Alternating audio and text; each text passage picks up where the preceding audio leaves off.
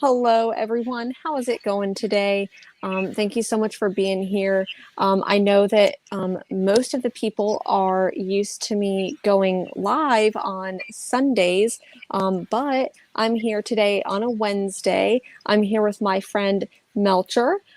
We are obviously we've got some pretty hot topics or a topic that we're going to talk about today. So, first of all, Melcher, thank you so much for being here. Thanks for having So me. welcome. So how are you doing today? I'm Doing pretty good? good. Yeah. Not, I mean, considering Yeah. the like, when people ask you how you're doing, it's such a more loaded question. Oh, it really is. It's in order to really answer that question, how am I doing? We really have to how am I doing relatively? Yeah. It's still a nightmare world that we're living in, but we're here Yes, I'm still terrified every moment, but every moment. for right now, I can handle Yeah. it. So really quick because you and I we chat all the time on Instagram and messages, but you and I had done a live show where we talked about Harriet Tubman Demon Slayer, which was Um, really, really fun. I know that issue 5 just dropped recently, so would love to circle around back on Harriet Tubman Demon Slayer because it was really, really cool. yes, Um, yeah, but to that book was awesome. Yeah. But we're here today and we're going to talk about queer X-Men. To me, they are the original alphabet mafia of the comic book world. They are the queerest superhero group, I think. Maybe in mainstream comics. I don't know about whatever I I they definitely think that that they're one of the main. yeah. Even though we deserve a little bit more queer representation in comics, it's kind of sad that being queer baited for the last 60 years is what we have for queer representation, but here we are. Just a Really quick, taste. just a little taste, just a little sprinkling before we get into the beauty of queer X-Men. I do want to say hello to some people in the chat, and I want to go ahead and say hello to Travis, who just started their own channel. Really excited to see what's going on there. And then I really do just want to go ahead and say hello to Ross really quick, or John Ross. I do want to go ahead and say that your comment about your daughter, literally, we were backstage, and I'm like, oh my God, that makes me want to cry. So, crying backstage. I may cry on stage. Who knows? Who knows tonight? Um, Aramis, thank you so much for being here, and of course, Mars, who we do a show every Sunday, couldn't make it today, but hopefully we'll be on to chat soon, and hopefully this Sunday, and we'll talk about all things comics. And then Chris, the weirdo, hello, thank you for being here. Oh, and then the fantastic girl. Thank you so much for being here. Um, all right. So, um, Mars says, even before I was an X-Men fan or came out as bisexual, the term mutant and proud always felt synonymous with queer pride, love, acceptance. 100%. And I think that is why we're here, what we're here to talk about today. Um, Melcher, when do you feel like you first realized how like I don't know how to maybe phrase this question, but how queer X-Men were, or what was your Well, interaction with queer X-Men? I think Claremont stuff is surprisingly it's sprinkled with a lot of that kind of stuff, and he's been quoted in interviews saying that he put subtext in so people could kind of draw their own conclusions or whatever. But definitely seems like a lot of Claremont stuff had characters that were queer leaning or something. Yeah. But I don't think I really grasped just how many there were until more recently. I was telling you, when now that they're all on Krakoa, all on the island at once, and a bunch of them are in the little other X titles together, I started realizing oh shit, there's so many. Mm-hmm. I realized there was some, and then now I realize there's even more than I had really like grasped, and some have even been, I think, confirmed since I kind of last thought about it. Like, I think Rachel Summers, right? She's with she's with somebody, right? In the Hickman stuff. She is, and I don't know why I'm blanking on that. I know, I just had it in my head, but I think she was kind of hinted help us out. But I think she was hinted at before, and now that kind of confirms that. So yeah, I think, you know, I just recently realized that the weight they held in the mutant in the mutant world, which is really cool because, like Mars said, also side note, I love watching you and Mars on Sundays. It's awesome. And Mars, for the record, like, I agree with like pretty much everything you ever say. Yeah. And so like, and that's why Mars is my girl. Yeah. Knowing the X-Men to be like a progressive kind of group and title, like, it made sense when I realized that. I was like, oh, this is, of course they are. Like, of course they would be. Like, why? How didn't I see this before? I think that when I think about like Chris Claremont and how he, you know, with Mystique in particular, I think that her queerness has like specifically been erased quite a bit. And Chris Claremont even came out and said, you know, I wanted to, like, I specifically had her relationship with Destiny. And I really wanted to make them like openly queer. Nightcrawler was supposed to be their son. And I think that there could be a little bit of an argument about Mystique and do we talk about Mystique, you know, was that a metaphor for like trans identities or non-binary entities? Like, you know, how do we really define Mystique? But of course, I think Mystique has been undefinable. But Chris Claremont, I think he does get a lot of, or maybe he doesn't get enough credit for putting in the whole like metaphor of Magneto Professor X being the Malcolm X Martin Luther King. So a lot of people credit that to Stan Lee when really it was Chris Claremont. And I think that's a lot more progressive of like a subtext to put in. And then thinking about that like queer subtext that he was able to slide in with Mystique, even though he wanted to make her openly queer, but because the Comics Code Authority basically said no homosexuality whatsoever, and then Marvel Editing the geniuses of the comics. Yeah, and so I do just I want to switch this message really quick. All Comics Code Authorities are bastards. ACCAAB. So I'm just gonna go ahead and put that there. I'm about to get another two ACABs. Two ACABs, yeah. So I'm about I've also heard Claremont talk about like the parallels of Magneto, Professor X being I forget, one of them was like a guy who started the like some sort of organization in America for Jewish immigrants, like post the Holocaust. And I forget his name. I was just reading this actually just recently, and he talked about how that was a parallel he was trying to make, and that he was kind of, you know, because he was kind of wary of making the parallels of like Malcolm X and Martin Luther King right up front, because he, as a white man or whatever, he said he didn't want to, like, so he kind of touched on Magneto's Holocaust, but I think he also talked about how it's unavoidable, that parallel, like, and similarly with like queerness in the X-Men, I think it's an unavoidable parallel. Like when you're fighting for human rights, which essentially mutants are just constantly fighting for human rights. So we're fighting for human rights. That's going to be by extension, implicitly with, you know, it's going to come by extension implicitly with gay rights and queer rights and all kinds of other shit too. I think back to always, I mean, I have this like obviously appreciating Jack Kirby's legacy a lot more than Stan Lee's legacy, because I think Stan Lee was able to like build his own legacy, and that kind of left Jack Kirby to the wayside. However, what I do think about a lot is like Stan's soapbox, and how on there we get to see like, hey, everybody, just, love each other and, you know, feel, I mean, granted, that just feels like white liberalism to me. You know, Yeah. that feel good, like, I don't know, I could get into that, but we're still here to talk about queer X-Men.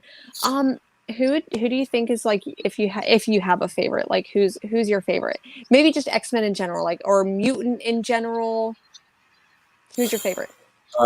You know, I really grew to like Kitty a lot Hmm. during this, and I know they haven't like confirmed. She's not a confirmed queer, It, but she it seems yeah.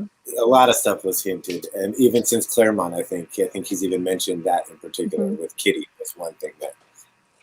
Uh, so she really grew on me. The resurrected Pyro is pretty funny, and he's Okay. kind of a cute dork, and then he gets the skull tattooed on his face, and I was like, what a goof.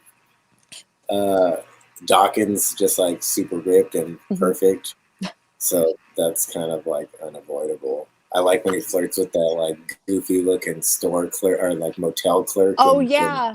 And then the X motel clerk, Factor. like you just see him like laying out on the hotel Yeah, thing, and he's just like, I will literally tell you anything you want to hear, you yeah, beautiful, beautiful man. I yeah. feel so conflicted with Dakin.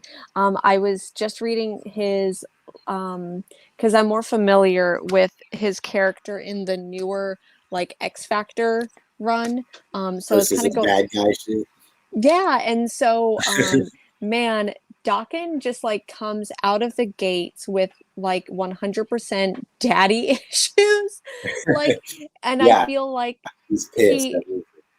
his like origin, he's basically like, I think at a hotel with his wife, or he comes home to his wife or his girlfriend, and she's like, I saw you. You went to a motel. Um, who were you there with? Were you sleeping with another woman? And he's like, no, I was there with another man, and I basically had my way with this other man. And just being, I feel like kind of, he's so snarky and he's so rude, and I want to hate him, but I love him. He's a big old grouch, kind of.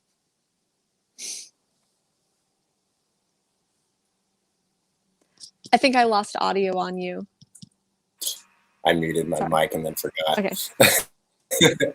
I like kind of what they're doing with him in the new X Factor, where he's trying to be nicer and he's Hmm. like trying to be like, I don't know. So we'll see where that goes. But I feel and like then they are giving him that character arc of like, because um you see him like just being sad a lot more instead of just being angry. So I guess like I'm like, oh, you're sad. Okay, I'll feel sad with you, Doc. And even though you're a total jerk and you deserve to be sad because you're a jerk. But he he's for feeling sure has, lonely. yeah, He's feeling yeah, lonely. he really is. I'm reading some of the comments on my phone because I tried to have it on my computer and it was. Oh, got it, got it. Oh yeah, if you're a child of Wolverine, you automatically come with daddy issues. That's 100%. 100. And I mean, a lot of the backstory is like, hey, I mean, this is, you know, kind of prevalent, but it's like, hey, like your dad is this person, and like your mom's dead too. So like, I guess, you know, in order to have that like conflicted childhood, that's kind of what you like have to have. I don't know. I mean, mutants just seem to have like tragic ass stories anyway. Like Mhm. they just got Always. fucked up childhoods and Magneto's in the Holocausts. Like what Hmm. the fuck? They all Yeah, have these fucked up origins. Like I do think that, you know, not necessarily that I like that origin for Magneto, because I wouldn't want anyone to have that origin. But once again, I think Chris Claremont like kind of gets the credit for that, like retconning of Magneto's origin. Um, I feel like Magneto always feels like leather daddy to me. Like I feel like if I could like make any mutant anyone gay, like it would be, I would be like, okay, I need to see Magneto. Like, is there another universe where Magneto's gay? Because that was another thing that was brought to my attention. Like, shout out to my local comic book store, Books with Pictures. Chris there, or Nick there, I'm sorry, Nick was I was like, yeah, like I'm, kind of exploring like all the queerness of X-Men. And he's like, oh yeah, there's a world where Wolverine is gay. And I'm like, with what? Hercules. With Hercules, like, and it's adorable. I love these It's moments very between cute. them. It Yeah. reminds me a lot of Midnighter and Apollo from DC because it's like these are big, strong, like buff dudes, but they're just like you'll see these moments where they just like fall into each other's arms and like kiss, and I feel like I love that. I Yeah, their um whole thing was cute. And that Zeus sends them to hell for it. mhm, yeah. Like on brand for Zeus, really, Mhm. I suppose. But yeah, that one's really cute. I did like that. I liked Cena Grace's Iceman run. That was a Mhm. nice, Yeah. because Cena Grace is just, I mean, he's great for so many reasons. Yeah. He's also a cute little queer, so it's like it was fun. It was fun to see Very. him write that, and I like Bobby Drake Mhm. as he comes into himself. It's pretty cool. And I I saw somebody online mention that he can do the multiple ice bodies, and I was Yep. like, oh, automatic threesome or foursome or fivesome. Whatever you want to be, like just And also, when you mentioned Magneto, I could not help but think if he could control metal vibrators or like any other sort of metal. So, and then so if he was gonna be a dom or whatever. most people who watch this show know that I am currently trying to write Batman Year 18 Barely Legal, Batman Year 69, and this is just my like horrible fan fiction. So now you literally just gave me this whole new world of like Magneto fan fiction. Um Where he just control, yeah. you got like a plug or something. He's just like, No need for batteries with Magneto. yeah, exactly. He doesn't need batteries. Just boom. Another alternative would be like, combine that with somebody with electric powers, and you got a little I shock love it. action guy. I don't know. Maybe that's getting too deep, and maybe I'm Maybe. getting too deep into the Maybe this things. needs to be like on a like 11 o'clock at night, like all access or something like that. Skinemax. Oh, it's the internet. It is I the forget. internet. That's true. Everything's on the internet. Thinking about Iceman, it's so funny because I had like read the like original issues just like a while back in passing, but then I obviously read the new Iceman, and I've been going back and trying to reread X-Men from the absolute beginning. And it's Mm. so funny how after reading Iceman as queer, and like openly homosexual in Sina Grace's run, and then going back and reading the original, there's so many moments where Iceman is Bobby Drake is just uninterested in any woman that appears. Like Jean Yeah, Grey walks in and all the other guys are like, "Oh, hey, like who's she?" And he's like, "I don't even care." I mean, maybe that's just me like over exaggerating a little bit, no, but it feels like that. It's like, why don't you care, Iceman? And obviously the original was written in the 60s, so I don't think that was Stan Lee, Jack Kirby's what they wanted to do, but yeah. I wouldn't know. I mean, I wouldn't think so. no. But maybe that's just like they just wanted. They were like, we can't have all the guys be like, look at that cute girl.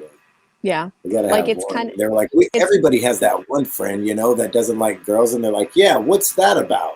We don't know mhm. anything about that. We're 1960 something. They just didn't know. They're just like, yeah, he just doesn't like girls. He likes reading books or something. He likes reading books. That's there you go. That's how I sexually identify is reading books. I read books. I And also like feel there's go ahead. no, you go ahead. No, you go Okay. ahead. Well, what I was gonna say is I feel like one of the not like original characters, but I feel like the character that is just so like I keep Mystique will always be that character. Like we saw a queer erasure in the movies. Like it's basically like over the whole movie, she's just pining over Xavier, and I don't know, like, I feel like those movies weren't great anyways. They could have been so much better, but Yeah, well, I think also they kind of like a lot of people, I think, have the opinion, and I think I'm kind of on with it, that the whole shapeshifter as trans representation too, like it is kind of a cheap, kind of a cop out way that yeah. you know, to give trans representation as this character who can just shapeshift into anything. It's not necessarily, you know, like, Yeah. or a character. It's like a character who's possessed by a male demon or something, you know, whatever.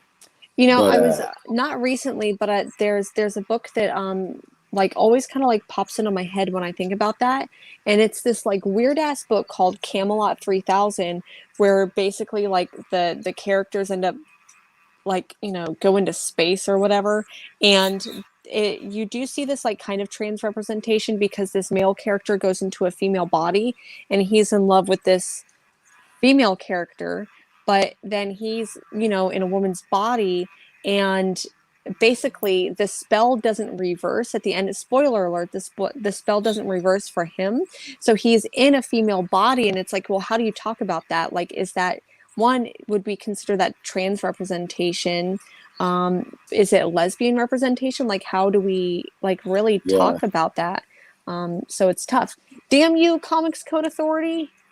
I know, yeah. So I think that the one thing that even maybe the X-Men lack is like proper trans representation.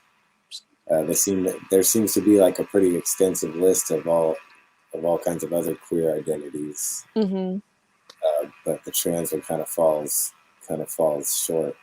There is I've seen mention one of like mind meld having had male features, but being referred to with female pronouns. So I didn't checking it out, but I did see that online somewhere. So that could be another one. And I feel like it's so cool to have this. I don't know, like you see yourself and you're like, okay, well, I can go ahead and I can like, what were we talking about today at the at my local store? We were talking about a queer character who was trans in Squirrel Girl, and I cannot remember their name, but it's a trans character. But the only way that we knew that they were trans is because Squirrel Girl opens the door and sees them in a binder, and that's really like the only identity that we really get to see, where we see them in the binder. So it's like people who aren't in the know on like what that means won't know, but for people who do know, like who are trans, would be like, you know, trans male people would be like, oh, like I see myself in that person. So yeah, is that Ryan North that was doing that? I think so. He's great. He's great. And he's also Erica very Henderson, right? I think so. Yeah, at some point. Yeah. I'm like trying to like phone a friend. I'm like looking back here on my shelves. Try to search through your extensive library for it. Yeah, but I can't see real good. Yeah, and I mean, I think a lot of times too. Ryan North and Henderson. Yep. Yeah. For as far as trans representation, it seems that it's taking longer to kind of integrate into media, like mainstream media, like comic books, which is like unfortunately not surprising. But I wish that the X-Men would take a little, and I mean, it is like when you have to reveal it in a book, you do have to find the right way to make the topic come up so that it's discussed organically. So I see, you know, obviously, but that's like anything presents its challenges when you're trying to write. Oh, for like sure. An experience like that. But I feel like it's just a lot of what people are straying away.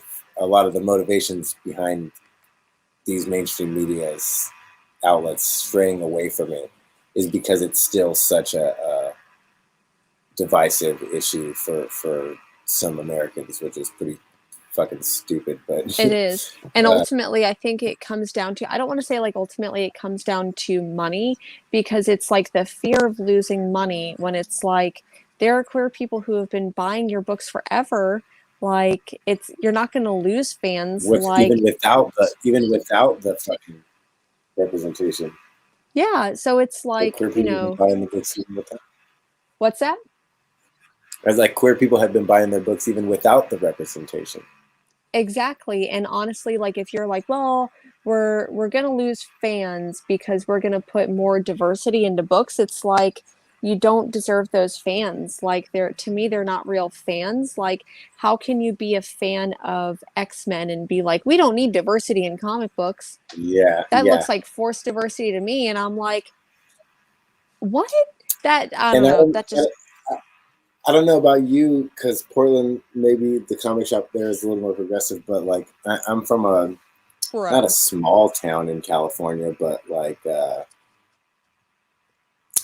moderately sized, or like 300,000, just over 300,000 people. mm-hmm. Moderately metropolitan Central Valley, California town. So I gotta hear some stupid ass conversations in my local shop sometimes. Mm-hmm. As someone who has worked in a comic book store in South Florida, like 100%, oh, that's right. I can attest to that. I loved my time there, and I like that's one of my favorite shops. But I think that there it definitely is divisive, like where you would hear like, we don't need that, looks like forced diversity to me, and I'm like, what the fuck is forced diversity? Fuck off. But I can't say that when I'm like working somewhere, as much as I want to. But yes, the shop here, Books with Pictures, someone else described it this way, and this is forever how I will describe Books with Pictures, is that it is aggressively progressive and queer and diverse and inclusive. Like Katie and Nick go out of their way to make that like a very inclusive shop, and I absolutely I love it, and I treasure one of the things that I just recently that I got from them today. I ended up getting this Your Black Friend, basically like a little zine by Silver Sprocket, and Silver Sprocket's great. Mm-hmm. I also picked this up too, Satanic Feminism. Silver Sprocket is in San Francisco. Oh yeah, in Oakland, right? San Francisco and Oakland. Yeah, I go to their store in on Haight Street in San Francisco every once in a while. It's a cool little store. I saw that book in there last time I was in there. One of the books that because we were just talking about trans representation. One of the books that I got relatively recently, like maybe a couple months ago, but I got this. I don't know if everyone can see it, but it's called "I'm Supposed to Relate to This: A Trans Woman on Issues of Identification with Trans Moving Images," and it kind of like it really goes into a lot of different things. It mentions The Matrix. It mentions Dallas Buyers Club. Valerie, who is just absolutely incredible, 100% recommend this book. And in fact, I'm going to drop a link to Valerie's shop down below. So if you want to pick this up, but it's not like a comic book, but it definitely has some really like cute images and things like that in it. But basically, the way that queer people have to scavenge media in order to see themselves represented. Like we get to like pick and choose, and it's so funny to me that as someone who is pansexual, it's like the only like really queer superhero that I can think of that's pansexual is Deadpool. And that's not even like Well, I also read, I was looking into that a little bit too, and a lot of people challenge that because he doesn't really have sex with anybody. Mm-hmm. So it's like, and I mean, that's not to say he's not whatever he identifies as. Mm-hmm. So if he identifies, but I think people challenge it just insofar as they're like, well, let something happen, let him have a partner, let him have like, mm-hmm. And he's also Deadpool. Has anybody got time for being Deadpool's partner? I don't know. Yeah, Seems a bit much. I feel like a little bit with Dakin, because the way that his character gets introduced, you know, where he's with his girlfriend and his girlfriend's like, "Oh, were you cheating on me with another woman?" And he's like, "No, I was cheating on you with a man." Like, it just felt like, when in fact he just like went and killed a dude. Like, he's like, "Yeah, I totally had my way with this guy when he killed him." But now like Dakin is obviously like very himbo queer, I would call it. But I feel like Deadpool is in that same way pansexual, where it's like he flirts with the idea of it, but we don't actually get to see it, which, I mean, I want to know what sex with Deadpool looks like. Like, I thought they did pretty good in the movie when they're doing the holidays. oh, the holiday. I feel like that's so wholesome. Like, every woman. Yep, happy International Women's Day. Yeah. Oh my God, that's like my favorite scene. Pegging him for Women's Day. That was pretty good. Yeah. What are some of, like, I mean, you know, we talked a little bit about like X-Men, and I feel like, because I was just reading the, what is it, Astonishing X-Men, where we get to see the wedding of like North Star, and I just feel like, oh yeah, I feel like it falls a little bit flat. Do you feel that, like, how do you feel about well, I remember they made such a big deal out of it, like when it was gonna happen, and I mean, I have the issue, I bought it, yeah, and I read it, and I mean, I feel like it's hard for me sometimes because I'm constantly arguing with people who are like that this shit's too heavy-handed and that shit's happening too fast or whatever. Whereas I'm like, I'm on the other side of the spectrum. I'm like, it's not lay it on thick. fast enough. Yeah, It's not happening fast enough, and it's not being pushed hard enough. Mm-hmm. So I feel like it was kind of one of those instances where, yeah, you were getting something, but was it substantial? You know, how substantive was it? Mm-hmm. Was it? So I don't know. It was more. I felt like almost it was more like a publicity thing. Yeah, where they're like the first gay marriage when gay marriage is super topical. Yeah, and which is cool. Whatever. It's so funny because Mars and I, we had a chat months and months and months ago about Batwoman, and I feel, and so Batwoman's queer, and it's so funny how she like, part of her storyline is that she's in the Marines, and part of the policy why she gets kicked out of the Marines is because of don't ask, don't tell. And it's so funny, like, seeing the politics of that and how much it's changed. Like, what has that been, like 10 years ago? I don't know, time's an illusion, but like, don't ask, don't tell isn't a thing anymore. So I mean, that started, don't ask, don't tell started hell years ago. mm-hmm. Like in the 90s, 80s, 90s. I was younger, and I'm super old. Yeah, like in the at least the 90s, if not before. Mm-hmm. But I don't know when they got rid of it. I can't actually. I want to say it's been, because I remember being in high school and it was a thing, and now it's not a thing. So I feel like it's been within the last 15 years, but I don't know like an exact date. I'd say that's probably a good estimate. So I think that Batwoman specifically as a lesbian character, not written by a lesbian author like Greg Rucka. I mean, I don't know how he identifies, but I don't know. I just feel like getting that from him.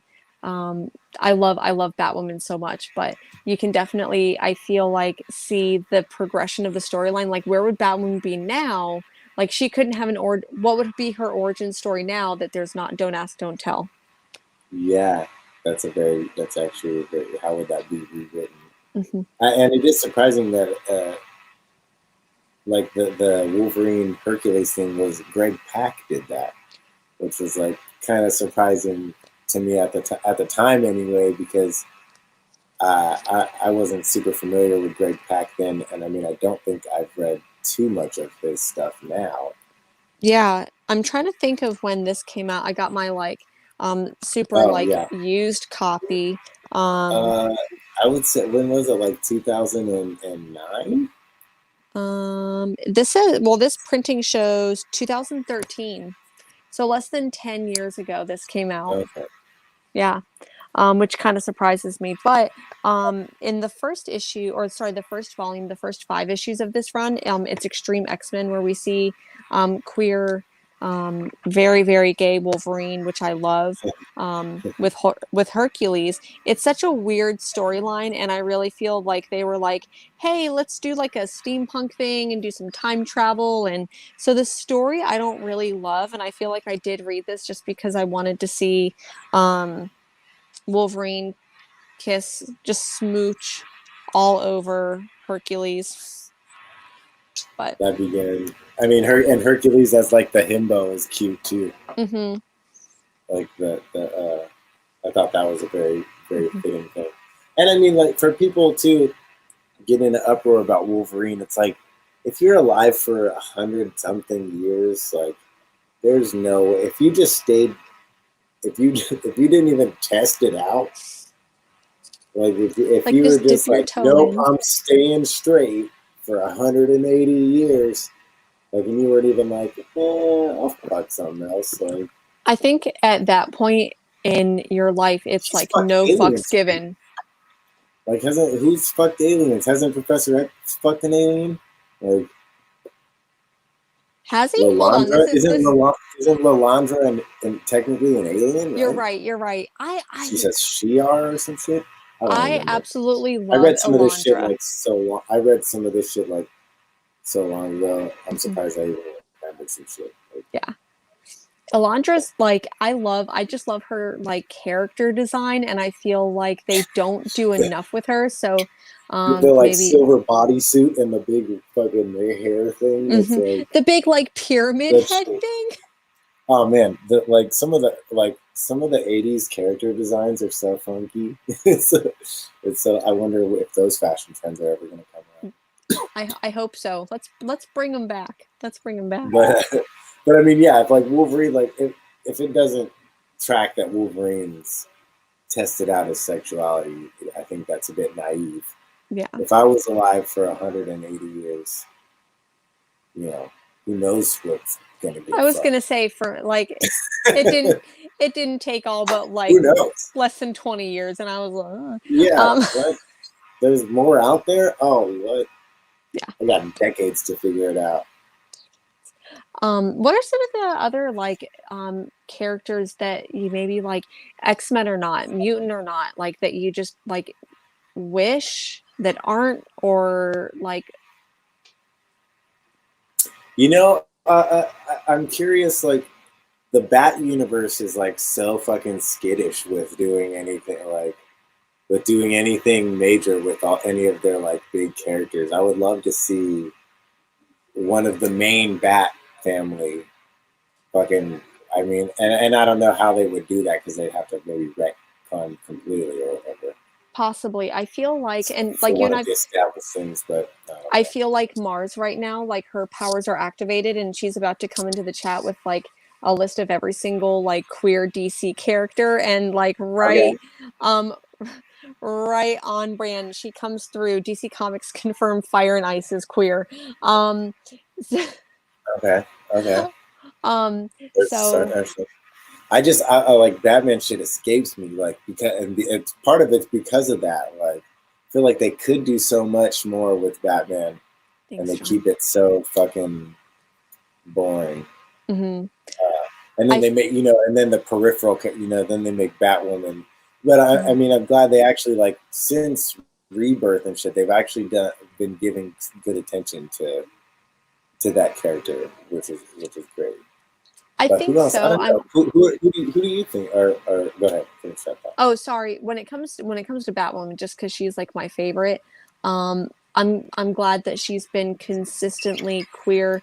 But I feel like one of the things that just makes me really angry is that when it comes to Batwoman, the Greg Rucka and J.H. Williams III basically quit because the editorial team wouldn't let her get married because gay characters have to have tragedy. And it's like, well, everyone has to get tragedy, so I understand that, but at the same time it's like, just give us like I wish that was the wedding that we were getting. Like I wish that we would get like Batwoman.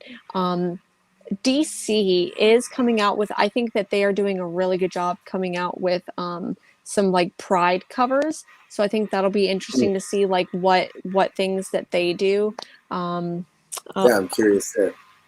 But then also, yeah, and then there's literally a panel where Jason's been getting toast. Oh, sorry. Oh, also, so, So I feel like, was it in earnest? Did he mean it in earnest, or was he like being? Oh, or was he doing it to ironic, be like, yeah, oh, you're so cute, little fairy, or whatever. To like it's try hard to push for me buttons. to tell, because I grew up skateboarding in like the 90s when people called us skater fags all the time. That was like the #1 epithet for skater fag. I was like all the time. Like, I was just like, okay, like I feel seen. How those two things inherently related. I was like, I don't know. I think I'm the only queer one in my whole group of friends. We'll find out some years from now in the future when I'm older. I feel like, I mean, there's obviously like a part of me that I just want like every single character to be like at least a little bit queer. Come but on. Just give it to me. That's just how my brain works. I'm like, how's everybody not? I agree. Like, and I think that when it comes to that, it's like, why are you so afraid of showing it? Like, you will clearly see, like we were even talking about this, when it comes to some polyamorous representation. Like, even we get to see like Cable, like clearly, like in the new run, he's just like fucking around and finding out, like he's with the cuckoos, and man, they'll show that 100 times before they let two queer characters just have like a nice romantic evening together. Yeah. Because what sells, and I mean that's another problem. Like when we're talking representation, unfortunately in media, it's inherently tied to marketing and monetary, other monetary and monetarily influenced factors. So it's like, what's gonna sell? And that's part of that. Like, well, gay characters need tragedy, like, because we need to see gay people as pitiable or something. Like, oh, you must be pitiable. You just live this deviant lifestyle that must be full of tragedy and fucking. It's like, not necessarily. And then the polyam thing too is, I just think that too, that and trans representation and polyam representation, they're on the tail end of this representational ladder. Trans representation especially, because there's just so many weird cultural, American cultural stigmas against it. Like, but like I said, I'm of the bent that it's not happening fast enough. Like, this representation isn't coming fast enough. And I remember it started when they fucking changed, when Jane Foster got Mjolnir. Yep. And this one guy in the shop was like, they turned Thor into a woman. And I was like, they didn't though. Like, they didn't. He's still himself. Like, he's just unworthy. That's a different person with the hammer, and she has the power. I was like, and besides which, like, these are fictional characters who exist in a shared consciousness. Like, they are not real. Like, their ideas and can be whatever we agree that they are. It's like they didn't come into your house and change your dad into a woman. Oh shit! Now your dad's a woman. Deal with it. Fucking straight. It's not like I mean, honestly, like, it's the same people out here, like, complaining about Mr. Potato Head's dick. Like, really, that's the hill you want to die on? Okay, Yeah, make sure that hill is over there. you need your anthropomorphic potato creature to have genitalia. Like, Yeah. people are so fucking weird, and then they think we're weird, and I'm like, I don't Like, I'm know. not I think worried it's about a more weird. toy's genitalia, like, Yeah. whatsoever. Never once have I been like, my potato head needs to either have a fucking dick or a vagina, because if not, I won't know which lips to put on it. And if I put the eyes with the eyelashes and it's a guy, I'm gonna fucking be pissed, and my son can't play with that or Yeah. something. I don't know. That's what I imagine they sound like. That's These exactly, I'm pretty sure that's randomly exactly. straight people. These What are straight randomly people, are you straight. okay? Straight people, are you okay? You seem really mad. Yeah, And like, then it's, the Pepe Le Pew thing, like, oh no. oh my God. Like you said, the hills people choose to die on is Yeah. Like, I interesting. understand, like, there are 100% some hills I will die on. There are things that, like, I will defend to the end. But man, that is just not the battle that I'm gonna pick. Yeah. Not good. Not good. I do feel like there, especially that conversation about um, all of these characters, like, oh, like they turned this character into a woman, and why can't you know, Captain Marvel go back to being Miss Marvel and having the like scantily clad outfit again, and why, Oh, yeah, don't get me started on fucking comic book outfits. That shit yeah, is outrageous. it Like, changes also, all the why time. the why in the fuck does everybody walk around Krakoa in their fucking costume? I don't understand. Like, that's I like don't the understand. equivalent of taking your bra off at the end of the day, like. Like, you just wear, and then I think they have shit that can make clothes change on them at any time, or some shit. I feel like that was the I thing. mean, They were like, oh, it can make your costume appear. It's like, so why do you wear it all the time? Like, just wear normal clothes. Like, why? I would like to see people on Krakoa in fucking t-shirts and sweats. yeah. I think that that's what they do deserve. One of the It's funny though that you mentioned that, because I was reading X Factor recently, and the character I Boy, who, Yeah, like, he got the eyes on it. yeah, I He's love hilarious. how, I think that he is like maximum comfort because he's always walking around in like t-shirt and cargo shorts, which, I mean, that's not a, It's great. That's his uniform. that's his uniform, and I think that everyone could probably learn a little bit of something from a iBoy, who I just think is Just wear absolutely tights all the adorable. time. Yeah, and I know that it's not Get uncomfortable. I know it's not explicitly said, but I do feel like iBoy is written to be asexual. Like, I don't Mm, think, I mean, obviously, like, how do you really okay. write that? But I feel like um they You do know, write. Uh-huh. I didn't see any asexuals on like the lists I looked up online either. Hmm. Uh, that'd be an interesting one too, because that's like another thing. It's off a lot of people's radar, Hmm. I think, still. Um, Yeah. and I think that's where like the marketing comes in. They're like, how can we market this sexuality? You know, We is need to there a corner the demographic? asexual market. Like, Yeah, where's the demographic for this? yeah. And I mean, just as the demographic grows and demands more, the companies will respond. Hmm. So it's, I mean, that's, like I said, it's inherently tied to their money making capabilities, Yeah. which has always been a hinder things. But what's money, right? I feel like we could honestly just like derail this conversation into like a cap about capitalism and like anti-capitalism, and I don't think My we'll go. view is that everything is inherently tied to capitalism in America. Like, you can't Hmm. escape it.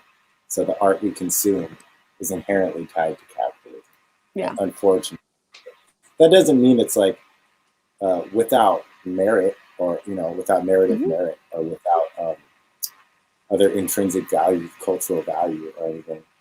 Uh, because many great artists have made stuff that was for money, or that was for Hmm. their job. Or whatever. Most of the albums I like were made by people who were doing it as their job or whatever. Yeah. But I mean, it does factor into it, and especially in matters of, I think, representation, it kind of becomes about sexuality, about asexuality, and whether it's, oh yeah, that's Yeah. So how does I that mean, fit within like the queer community? Yeah. I want to say hello to Comics with Bueller. I really enjoyed your live stream this Monday morning at 5 a.m. Thank you for being here. 5 a.m. Yeah. Well, are they I on woke the up East early. Coast or something? So it's like, No, they are. Bueller is in Portland. So he was like, "What are you doing up at 5?" Yeah. Ouch. Yeah. So I'm I a do pretty think early riser, but 5 a.m. Sheesh. I am not necessarily an early riser. I just have sleep issues. So like I'm an early bedder. So I will go to bed at like 9 and then I'll wake up at like 2 in the morning and just can't fall back asleep. So that's why yeah. Um Early better. I'm an early bedder because I like to sleep a lot. But I do think that there's this like conversation within the LGBTQ community because it's like, you know, lesbian, gay, bisexual. How does that include trans people? Because like trans people, it's about gender identity and this is sexuality. So how do you like, you know, so I feel like there's this weird, there's like a yeah. categorical kind of But there's this like differentiation. loving statement that the alphabet mafia, because it's like this whole like all these different letters. I think that anything that doesn't just, you know, heteronormative, I think, you Yeah, know, considered that's kind queer. of how I've associated it. Yeah, anything that's not heteronormative kind of is what I feel in my queer Yeah. heart to be queer. But you know, like John said, a lot of debates. But I don't know. I feel like, yeah, like anything not heteronormative is kind of like, you know, when we're talking about, it's similar as when we're talking about like white supremacy or something. You know, the parallel there is like the power structure, where the power structure, you know, wherein within the power structure that power lies. Mm-hmm. And I think that's with the heteronormative. Then anything against the heteronormative that challenges it, to me, is queer. You know, queer in that sense. I think that that's kind of, you know, one of the things that when we were talking about like queer X-Men and like we were having this conversation, I know this whole like Mr. Potato Head's dick has come up a lot. And, you know, conservatives love talking about cancel culture as if they didn't invent it.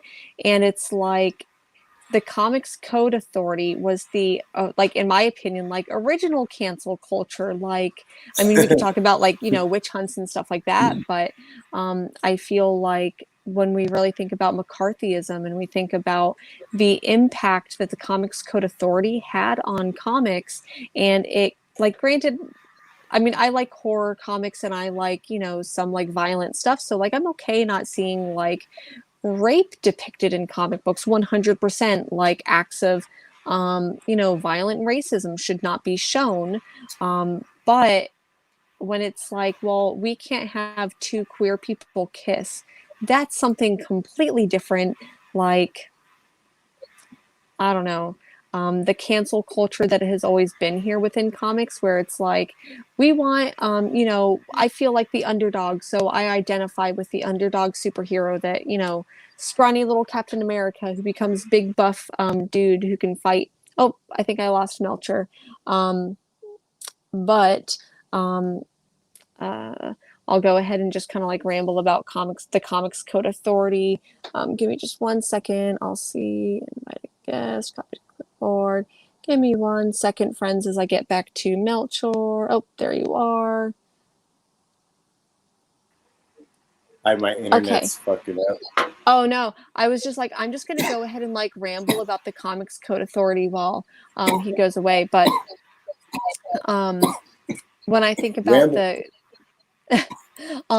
like I've been thinking about that recently and just how much of an impact, like I said, the Comics Code Authority had on a character like Mystique, who Chris Claremont really wanted to introduce as queer and have a relationship with Destiny. And what a power couple that could have been, and thinking about the tragedy of that character. Like Destiny like has only been in like 4 comic books and mentioned in a lot more comic books. So just thinking, if the Comics Code Authority didn't have such a hand on canceling queer culture, what could have the comics been, you know? Well, it's funny too to think about all the canceling done, like the Crusades. I Yeah. don't know, like the Inquisition, but Hmm. like it's not new for No. a group, like a subset of people, to attempt to redefine a paradigm. Yeah. By shifting perception of past events or established characters or ideas. It's not new. It's just they're upset because it's stuff that they like or whatever. I don't even know if that's true though. Yeah. Like they're defending Pepe Le Pew, and I'm like, dude, who gives a fuck? Yeah. Like, whoever gave a fuck about Pepe Le Pew in the first place? Like, and I don't necessarily want to say I get it, because I don't. But I do feel like people who are like, oh, well, you know, Pepe Le Pew is just Pepe Le Pew and blah, blah, blah. And it's like, but we all know that one dude who's done stuff like that. I didn't realize we were supposed to like Pepe Le Pew. How are you identifying with this character who like sexually harasses women? Like, I thought we were supposed to dislike him. I thought he was supposed to be an unlikable character. Yeah. Like, I thought that was like what part of why he was an unlikable character. Yeah. And so all of a sudden, I didn't think it was somebody was. But I identify with him because that's how I hit on women. I think especially when it comes to what people consider conservative culture, and it's like, oh, they're trying to, like, I think about, oh my goodness, the actress's name that was in Mandalorian. I'm not even going to say her name, but how kicked her off, huh? They kicked her off, and they're like, oh, they're canceling conservative culture, and it's like, so you're saying free market economics is what's being canceled? No, the other part of culture, the deregulation is that what's being canceled? No, the other part of the culture. Okay, so the like bigotry is what's being canceled. Okay, so you said it, not me. So once again, like, and inherently, like, it's not wrong to get rid of shit that was bad. Mm-hmm. Like, if in hindsight you're like, oh, that was kind of bad. Like, that's a good observation to make, and a good realization to have. But let's see, but again, I don't really think the argument is between conservative and liberal. Yeah, like it's more nuanced than that, and like not a good way. Yeah, it's just a bunch of rich people. It's just a bunch of rich people arguing about some shit. That's all it is. Yeah, I don't know. 100%. Especially that's how I see it. A bunch of rich people arguing about shit. When I think about, I know that we came here to talk about queer comics, but that's kind of how I feel about this whole like Aunt Jemima debate. Like, not having like that isn't getting rid of racism. Like, if we really want to get rid of racism, there's like 1,000 other things that I'd like to see before that. Yeah. But I mean, okay, that's one tiny step. But I think that that's why, so kind of like steering back to queer comic books, I think that's why so many, we get to see a lot more representation, especially with web comics. We get to, in underground comics, I mean, obviously underground, like zines and comics were way before web comics, but I think that self-publishing definitely has been a way for people to have their voice heard. Right? Yeah, and indie comics too. I mean, stuff like Fun Home. Alison Bechdel, Alison Bechdel, and I mean, Alison Bechdel's famous now because of the Bechdel test. You know, that's like an established kind of cultural barometer now that is pretty widely used, and that comes from a cartoonist. You know, so it's like I think comics in so many ways have this ability to be inclusive because you don't need to cast people as other people. You don't need to, you know, there is no falsifying, like falsifying character traits or something. It can be more organic if the writer and illustrator are good, and you're not, that freedom allows you to build characters who are like so independent as themselves, and so anything and organic. So comic books have this great medium for progressiveness that I wish, like I tell the dudes in the comic shop that I argue with, like, it's not happening fast enough. Yeah. Like, they're just like, it's a little much. I got to deal with all this stuff. And I'm like, yeah, but I got to deal with like straight guys all the time. Like, every comic book is a straight white dude. And like, I got to deal with fucking Superman, fucking Batman, rich white guy, Superman, ultra strongest white guy. He's just the strongest white guy. Like, fucking, everybody's white. And so it's like, for them to think this is heavy-handed, it's like, what about the last 90 years? Yeah, exactly. And I think that when it comes down to that, well, I've got to deal with this, or they're taking away this character from me. Like, to me, it's not a zero-sum game, right? So by introducing a character, or introducing a story rather, because she was already a character. So introducing a character like Jane Foster wielding Mjolnir, it's not like we're taking away Thor from you. We're adding another character, so it's not a zero-sum game. It's not plus one female character equals -1 male character. So like introducing That's true. introducing Iceman as gay isn't like gay plus one negative like straight Iceman. It's not like Iceman goes away. Like, you still got 50 years of Iceman, people. Like, so I just don't understand that argument. Like, as much as you think that you've read all the comics, like, I guarantee you that you haven't. So if you think that Iceman's being taken away from you, I assure you there's going to be, another character that comes along that you can identify with. Well, this is going to be the first like queer character that someone identifies with, right? That sees themselves. Well, also, I feel like people who react like that, like who reacted to Iceman coming out, like something was being taken away from them, are probably people who reacted shitty when their friends or family came out too, because they thought, again, something was being taken away from them. Yep. That it's like that they are the fucking focal point of somebody else's life and sexuality. Like, you're gay, but that feels different to me. Like, and I think I feel like those people are the same people. They like hate their gay brother, and now they're pissed at Marvel because they made Iceman gay, and they're like, but I still have unresolved anger for my gay brother for coming out, and I don't know how to handle that. I don't know. Maybe that's a simplification of their mindset. It's like one of them. It's like one version. I 100% agree, and especially when I'm not saying, kind of back to that argument about like whatever, forced diversity, whatever the fuck people think forced diversity is, but it's like, I just want my media to look the way that my life does. Like, I surround myself with, like, I have queer friends, I have non-binary friends, trans friends.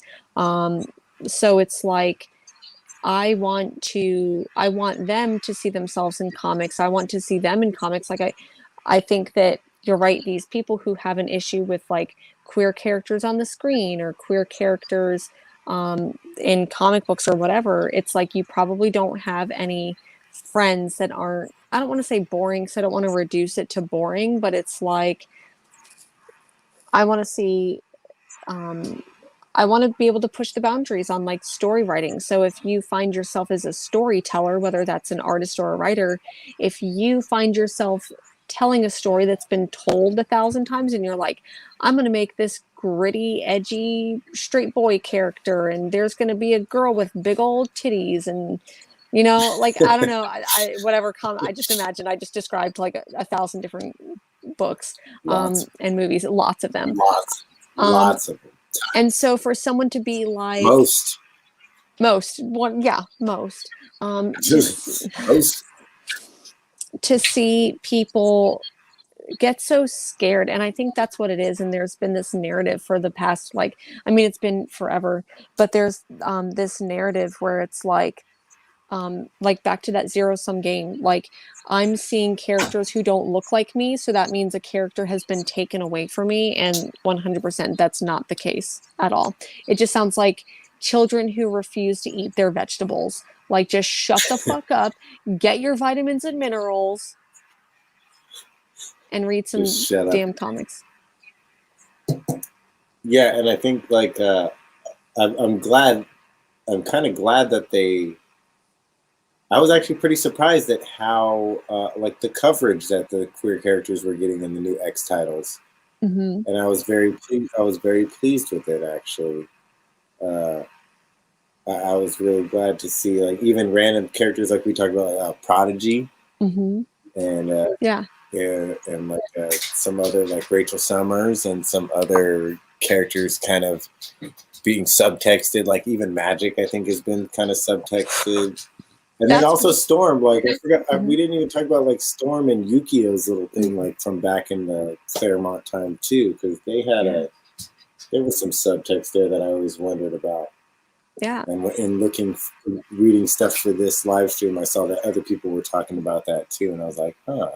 She got a mohawk, she got all punk rock, just hanging out with Yukio, who's teaching her to embrace life and stuff. I was like, Did you watch the New Mutants movie? I did. Okay. I did. I don't know about you. I wanted to like it so much, but I hated it a lot. I felt like wanted to like it too. Whenever I see Wolfsbane and Danny Moonstar, whenever I see them like kissing, and I'm like, this should have been an amazing movie, and it was so bad. It was just I don't know. They were really trying for the horror vibe, but I was like, the horror vibe didn't really click. Mm-mm. And I saw it at a drive-in. Saw it at a drive-in movie theater. So that was kind of cool. But I also saw The Empty Man at a drive-in that I didn't even know they made a movie on. But yeah, New Mutants, I really wish they could have been something better. That I always forget Danny Moonstar's mutant name. It's like some Mirage. Yeah. Mirage, right? I think so. Yeah, seeing them, I was really hoping to have this movie be better. And and it just was. I didn't get it. Mm-hmm. It structurally, I feel like it didn't make sense. It moved fast in some parts and slow in another, and it makes me sad. But at the same time, I think who did that movie? Was it Fox? I can't remember. Oh, it was Fox. Yeah. I think that they were just like, well, we're giving up rights now, so who gives a shit? Like, let's just ruin. Just put some out. Let's just put something out. It's been in like development hell for 5 years now. Let's just go ahead and like fuck it. And it didn't work, and it really should have been so much better. But and the dude from Stranger Things was in it. Even doing a weird Southern accent. Yeah. Yeah. That accent was horrible. And then Magic was the same actor from Queen's Gambit, right? Mm-hmm. Yep. Marjorie. Oh, I can't remember her name, but I really, I feel like her as an actress sold me on playing Magic's character, but I feel like she didn't get the essence of it. Like the writing felt incredibly racist. Like there were some comments that I don't know, I couldn't get into. Yeah, the movie as a whole was a little. Anna Taylor-Joy, yeah. A little. But like, yeah. So I Magic is another character that I saw in the new stuff. I guess Richter. I think. Mm-hmm. I think Richter in the new X stuff is also. Mm-hmm. Yep. Something, right? He's bi or he is queer, and he is with Shatterstar. That's right. Right? Shatterstar. So, I'm checking well, my I for read so many of those books. for anyone who wants to know like how deeply I wanted to get into like this topic. Let me see if it'll pull up here. I came up with my own Queerebro files where I document all the queer characters, their appearances, their teams, and everything. So I've got a little like Queerebro files going on here. So find me on them internets and DM me, and I'll share. Queerebro, I love that. Queerebro. Queer. It's kind of a mouthful at first. Then you got to just think it out. Like Cerebro, Queerebro. Yeah, Queerebro. yeah. It took me a second. I was like, "What is this?" No, sorry. Yeah, Shatterstar. So who else? I had some written down too. And there's plenty of like alternate Earth characters too, like alternate versions of mutants too that I forgot about. That Because in that's reading lists I Wolverine. realized. Oh yeah, Because yeah. Wolverine, So that how James yeah, Howlett, yeah. yep. He's in a different universe. There's also a Colossus.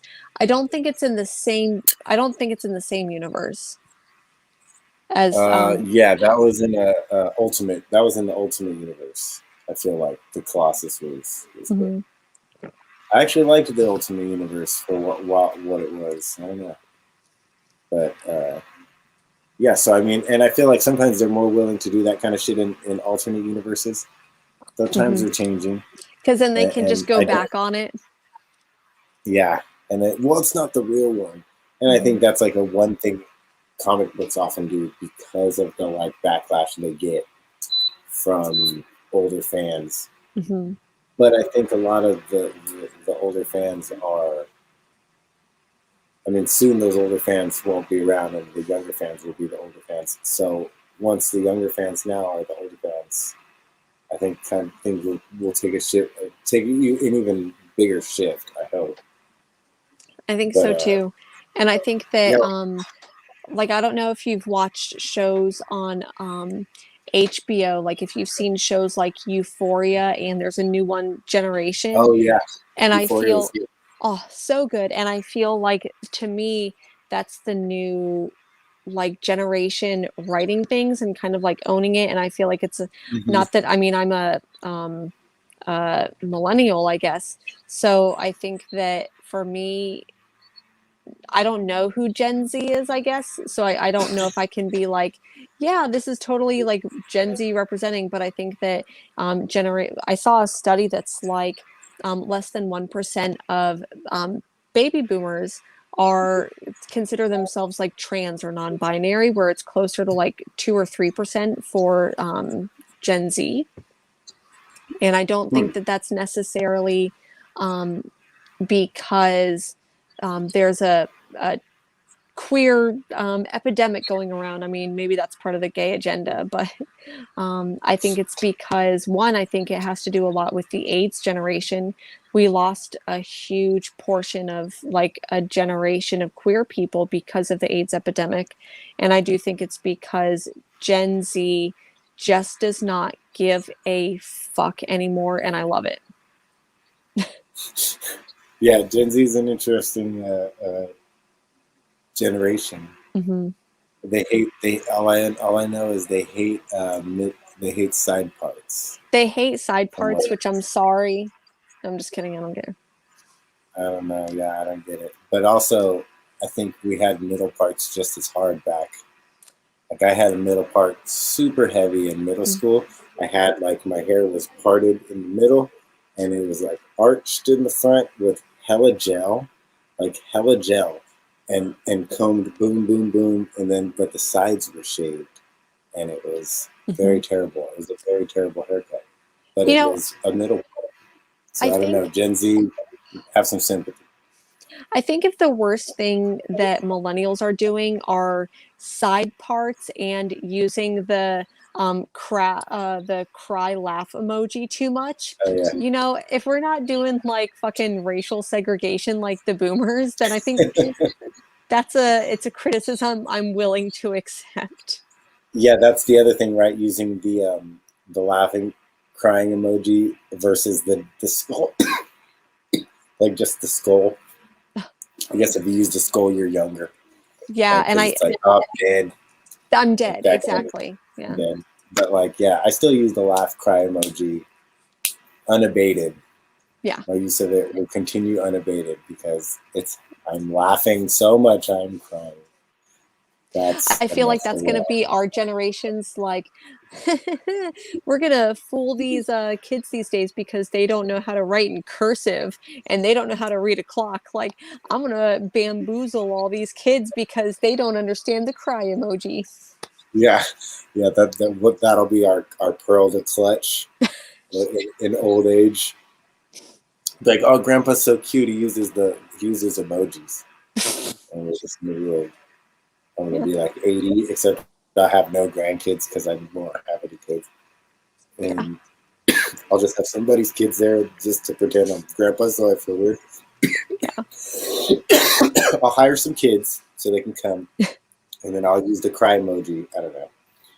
Yeah, I think that's a funny little challenge. But I'm glad that like stuff like Euphoria, that was a great show. I loved that show. Mm-hmm. Yeah. If you And haven't watched it already, I highly recommend Generation because I feel like it's almost like oh, I need to a check that out spiritual too. successor. It's Mm. so right now I think it comes out on Thursdays. So you can check it out on HBO Max alongside the 4 fucking hour Justice League Snyder cut. Oh, that's tomorrow. I don't have HBO Max, so I don't know. You know what I will do you know what I will do unashamedly? I will fucking torrent. I will torrent that fucking thing, and then I will watch it. And Borrow it from the internet. I will not feel bad about it for one fucking second. Yeah. Like, I always get in this conversation with my friends at the comic store too, because I tell them, "Oh, I just read that online," and they're like, "Oh, did you buy it digital?" And I'm like, "No." No. Like Marvel, DC stuff, I just read that shit online. I don't buy it, like unless it's like stuff I want, like a couple titles. You know, I've been following some of the X-Men stuff since Hickman got on, and I follow like Daredevil and Venom, and that's mostly for Chip Zdarsky and Donny Cates respectively. So it's like that's all I really get from Marvel. From DC, the only shit I get is like Sandman stuff. Yeah, but And even then, and Swamp Thing. Like I read Swamp. That's the only like I guess main universe thing I even read is Swamp Thing. So I'm glad Marvel's kind of letting the X-Men be that kind of breeding ground for this kind of progressiveness because it's always been. And I just one thing I would just wish they would do is like get some authors of the background, you know, to work on some stuff. Like if they're feeling skittish about like a trans character or something, get a trans author to come work on it. You know, hire to meet the fucking characters. Like, I know that Vita Ayala, Ayala? if Mars is still in the chat, she's gonna murder me. But Vita Ayala's Vita, great. yeah, and they identify as non-binary. They use they them pronouns. So I think having Vita on, she's on the main X-Men title. Yeah. Oh, I feel like and they're writing Children of the Atom. Yeah, they are writing Children of the Atom, and they are on another. I think that they're on another X-Men title. I can't recall, but so I think that that's interesting. I know that there's a couple other authors that I really wish. I mean, I'm really glad that Steve Orlando is writing a couple because he is bisexual, and I know that he's gonna come through and write a couple things for the new DC Pride stuff, I think. But I'm really excited for all the Pride Month stuff that DC and Marvel's coming out with. But I don't know how long. That's only limited, right? Because that's all they're going to give us is just a little sprinkling. Just a single month, like they got Black History Month. They're like, yeah, and then we got White History 11 months. Yeah, 11 months, yeah. And then it's 11 months of the rest. We've got some kick-ass Jen Bartel characters right now Yeah, doing yeah, yeah. covers. For the women, for the But women's, like the mhm, women's thing, right? They had the Jen Bartel, like She-Hulk, and uh, yeah, uh, fuck. Oh, Mags Visaggio is a mhm, really great author of it, and mhm, I mean, if I'm thinking like authors who are openly trans, they come to mind mhm. first and foremost. And I know they Yeah. did stuff with DC's Young Animal. I know Mhm. they wrote, and Eternity Girl. yes, and it was great because Mhm, it was Sunny Lou. Sunny Lou drew it, mhm. right? Was it Sunny Lou that drew that one? I'm trying to see Yes. on my. It looks like it. Yeah. Sunny Lou is awesome. He's Mhm. fucking, his shit is great. But Mags' stuff is awesome too. I've read a bunch of. They did some stuff at Valiant. They did, and then they came. Then they went to. I think They Gerard did. Way did a great job.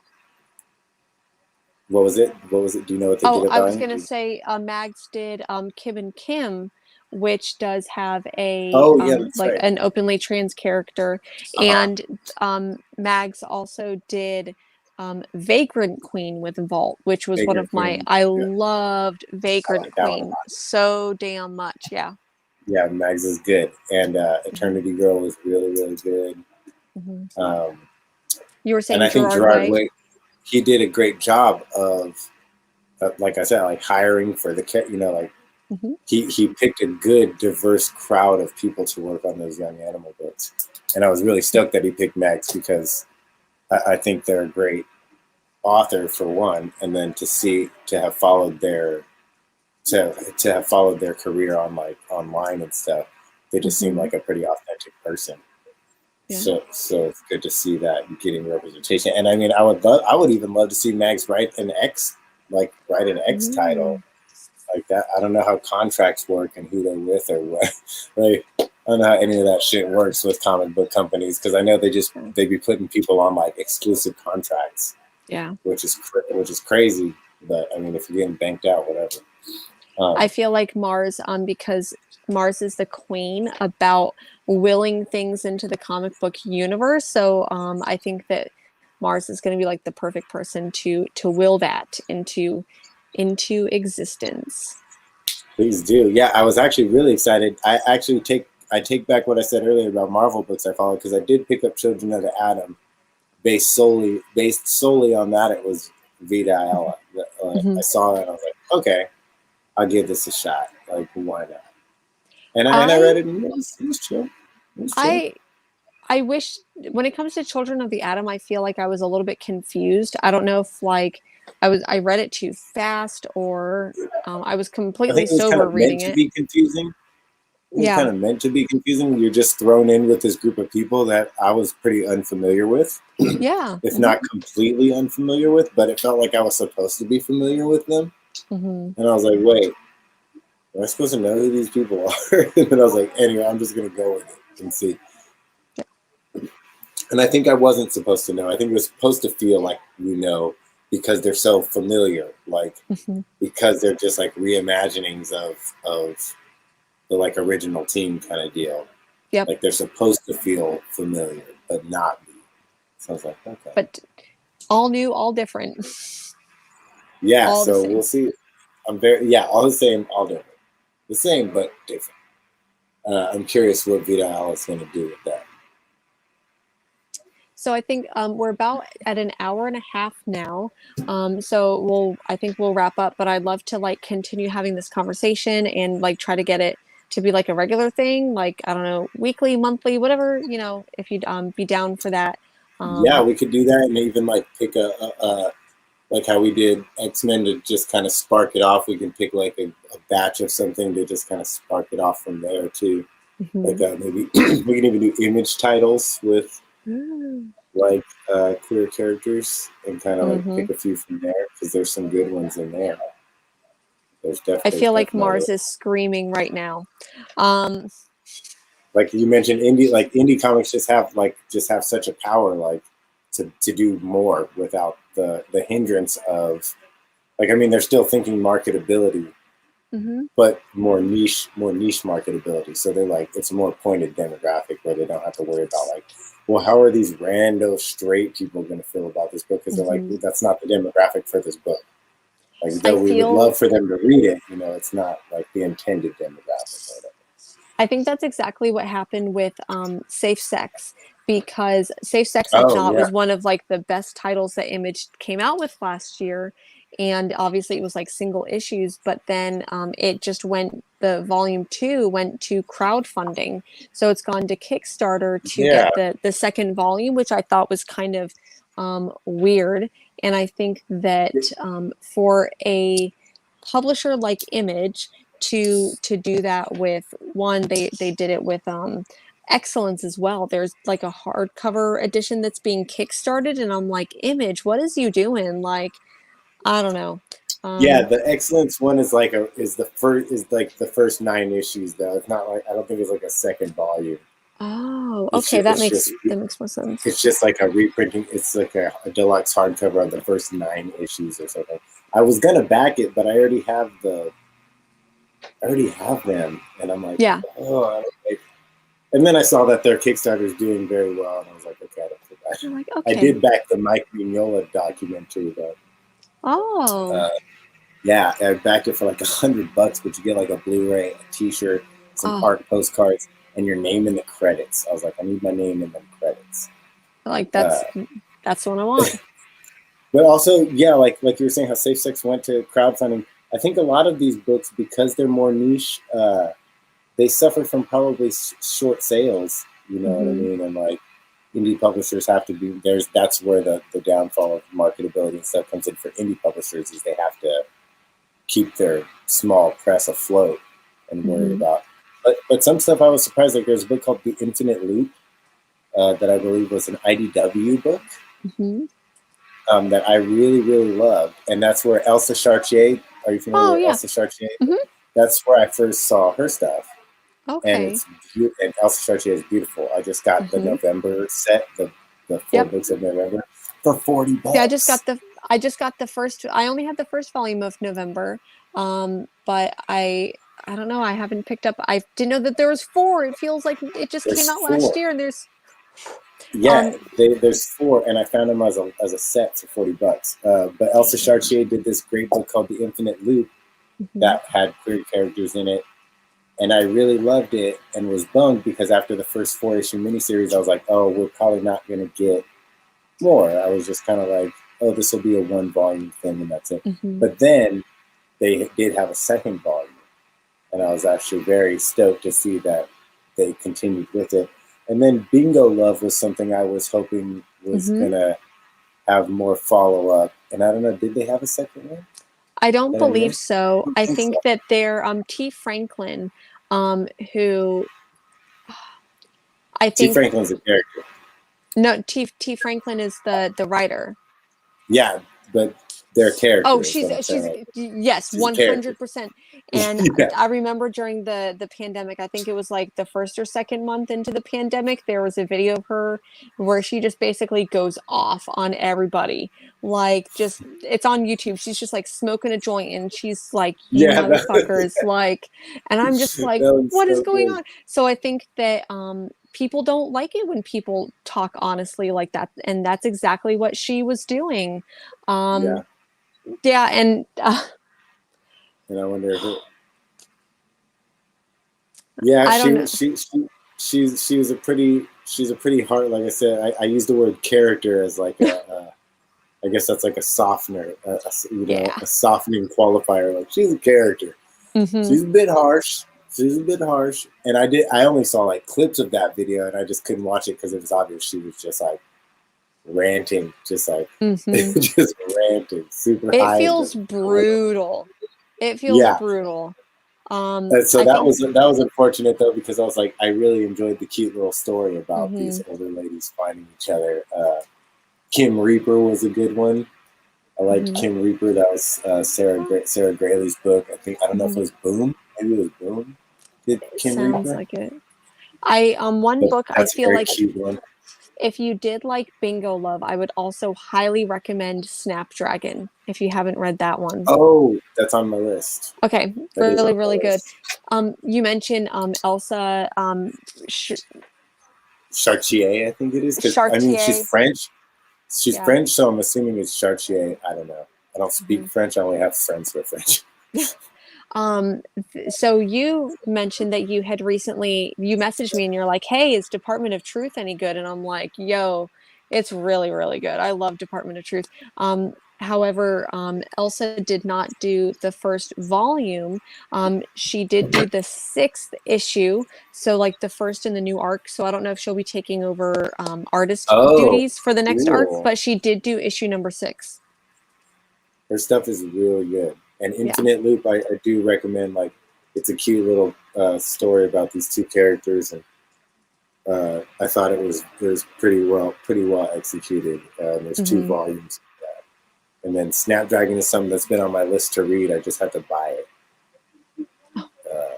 so that's just a matter of that. I just have to see it somewhere, and then I'll be like, and now that I got my stimmy check, it's time to put that back into the economy.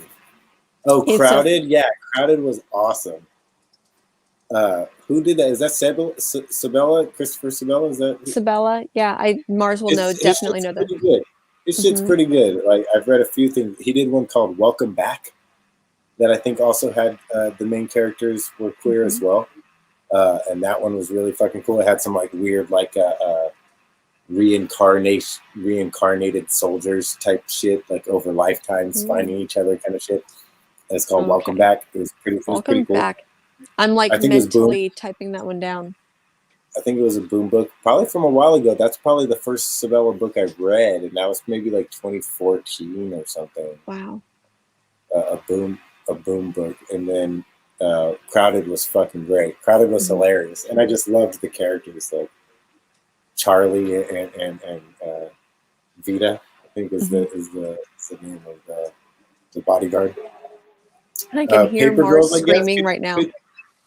Paper Girls could qualify, right, as one of the girls. I feel like it does, because like they do, but I feel like Brian K. Vaughan uses the F word a little bit too early on for the payoff for that word to make sense, because like literally like the F word is dropped like in this first or second issue, and then the payoff for these queer characters I feel like is subtext and then finally pays off near the end, and I'm like, I get that there was a reason, but like so that's my like bone to pick with that, I guess. And I can't forget because I just got the 3rd volume and read it and loved it. Moonstruck. You know, I've only read the 1st volume of Moonstruck. It's so cute. Like, it's just so cute. Like, there's all kinds of like non-binary characters and queer characters, and it's like in this fantasy world where humans and fantasy characters live side by side, which I just love as like a fucking trope anyway. Yeah. Like, that's already my shit. And Chip, the non-binary centaur, they're like the greatest character. And I think one of the story arcs, he gets his bottom half taken and he just has regular legs, and they got to go figure out who this like ghost magician took their legs. It's really good. So Moonstruck is a great one. Yeah, Crowded. How did I forget that one? Who said that? Was that Mars that said that? Yeah, Mars. That's like one of her favorite books. So I know that like as soon as that was like, she's screaming. Mars's opinions are fire. 100%. That's why I love getting to talk to her every single week. I listen to your show with Mars on Sunday, and I'm just like, yes. I'm like, yes, I agree. When this pandemic's over, we're all hanging out. Right? There gotta be, we just make a fucking convention. Just make our own convention. When will they let me smoke inside? that's my only qualifier. I'm like, look, can I smoke in here? All right. Yeah. I'm there. It's a convention. Yeah, I would love to do like an Image fucking focused or even like just an indie focused version of this now that we've dropped all these wonderful books. 100%. That would, I mean, obviously love Image. So it is getting to about the 1.5 hour mark. I think it's about time to wrap up. But I definitely want to keep having this conversation. But thank you so much for being here. Where can people find you? So you can find me at Smoker Buddy on Instagram and Twitter. On Facebook, you can find me if you search Melchor Sagoon the Third, which is like not the easiest name to spell. But if you if you found me on Instagram or Twitter, my real name is like all over them, and I'm all over the internet. My YouTube channel is Modern Lit. That's like poetry and music. I host like poetry readings. I used to be in-person readings, which are now currently Zoom poetry open mics and feature performances. If anybody likes poetry, I had this weird childhood of like poetry and comics, which was never something that most of my comic friends could relate to. Yeah. Most of my comic friends weren't Usually really like big one into or the other. They're like, well, how did you get into that? But yes, you can find me Modern Lit on YouTube. Yeah, I mean, if anybody wants to be my friend through the internet, that's the fucking coolest thing that I just have discovered in my 37 years is making friends on the internet. I agree. I think that all my friends are on the internet right now. So. Well, I mean, I mean and my enemies. Then, let's not talk about those. That's another episode. Jen's enemies. Genemies. Genemies. You should have your own episode where you talk about your genemies. Genemies. Just make aliases for all of them so as to not get yourself sued. So we don't hurt their feelings, You get sued for libel. But thank you so much for hanging out and talking about X-Men. I can't wait to do this again. Thanks. So thank you so much. I hope everyone is having a wonderful night. Stay safe and remember, sorry, my cat's like going crazy over there. But remember that all comic code authority are bastards. ACAB. ACAB. Good night, folks. Virtual hug, everyone.